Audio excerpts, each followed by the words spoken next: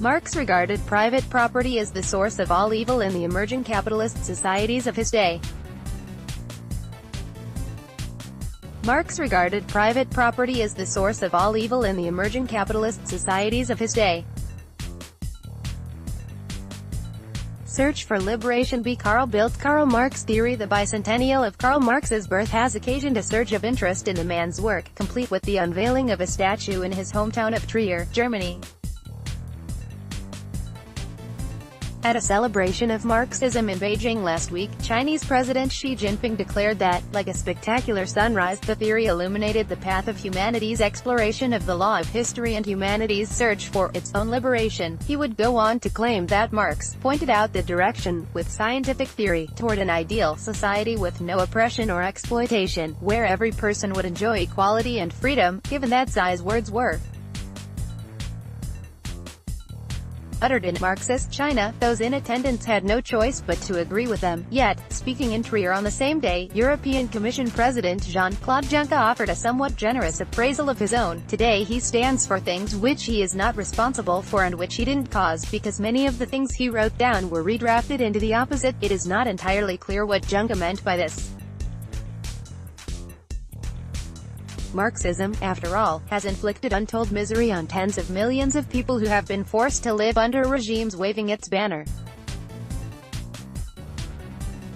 For much of the 20th century, 40% of humanity suffered famine, gulags, censorship and other forms of repression at the hands of self-proclaimed Marxists. In his speech, Juncker seemed to be alluding to the standard counterargument that communist atrocities throughout the 20th century were due to some sort of distortion of Marxist thought, for which the man himself can scarcely be held responsible. Is there anything to this argument?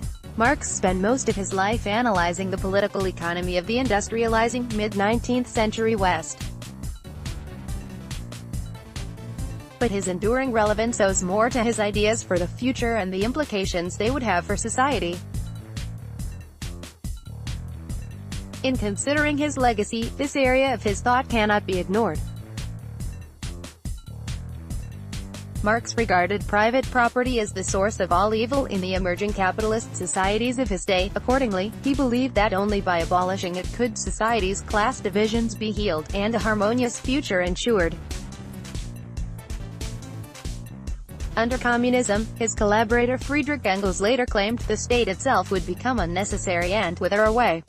These assertions were not made as speculation, but rather as scientific claims about what the future held in store.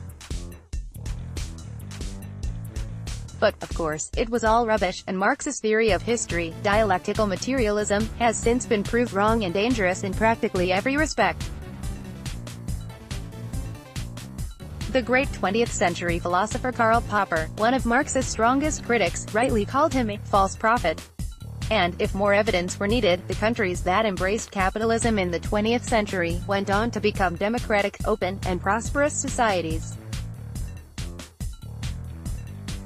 By contrast, every regime that has rejected capitalism in the name of Marxism has failed, and not by coincidence or as a result of some unfortunate doctrinal misunderstanding on the part of Marx's followers.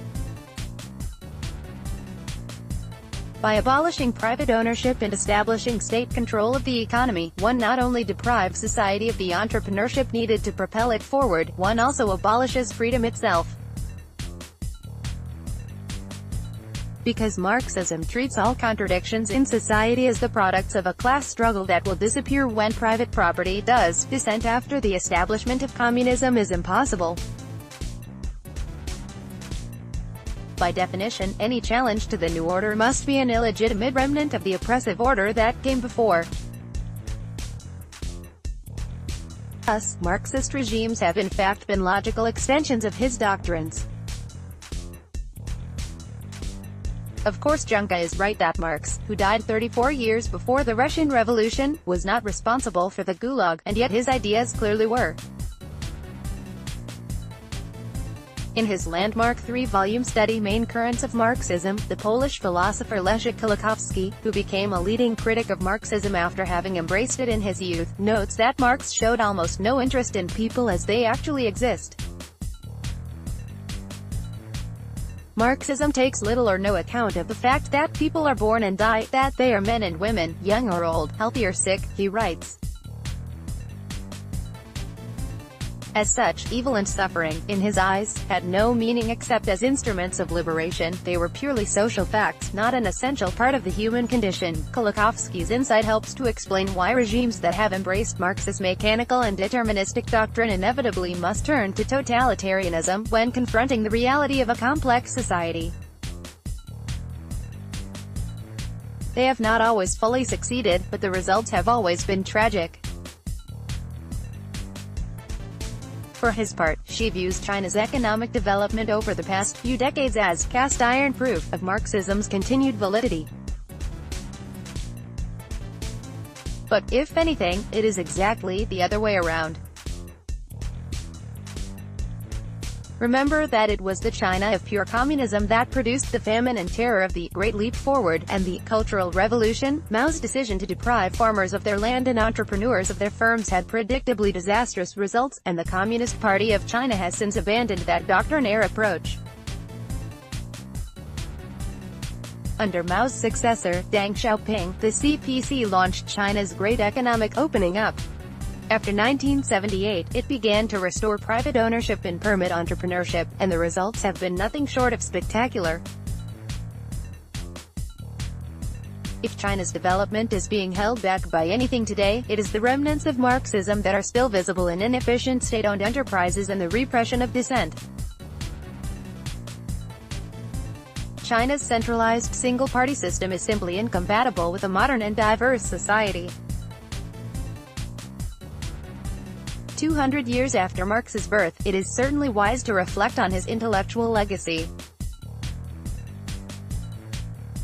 We should do so not in celebration, however, but to inoculate our open societies against the totalitarian temptation that lurks in his false theories.